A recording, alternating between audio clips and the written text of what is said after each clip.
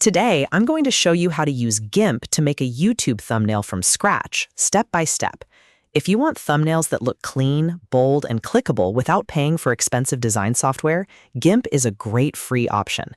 By the end of this video, you'll know how to set up the right canvas size, add a background image, place your subject, add attention-grabbing text, and export your thumbnail in the correct format for YouTube. If this tutorial helps, make sure to hit the like button and subscribe for more simple software guides. Let's jump in. First, open Gimp on your computer. Once it's open, the very first thing you want to do is create a new canvas.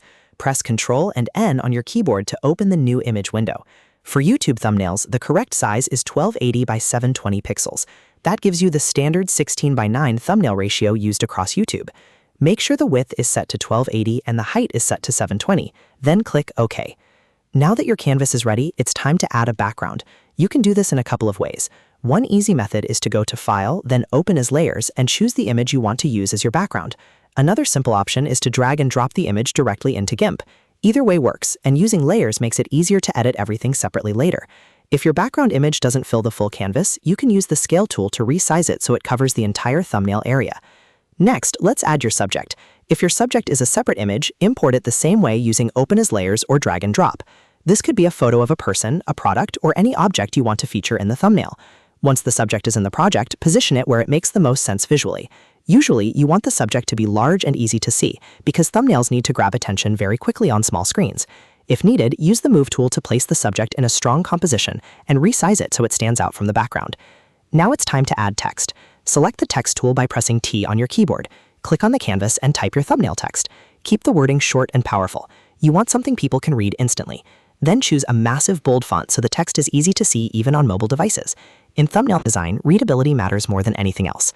A strong font with high cast will always perform better than small or fancy text that's hard to read. After adding your text, you can improve readability even more by applying a shadow effect. Go to Filters, then Light and Shadow, and choose Drop Shadow. This adds depth and helps the letters stand out against the background. Adjust the shadow settings until the text looks clear and separated from the image behind it. This is especially helpful if your background is bright, detailed, or colorful.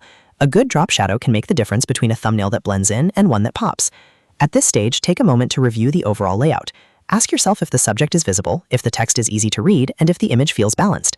If something looks off, you can always adjust the position, size, or spacing of each layer.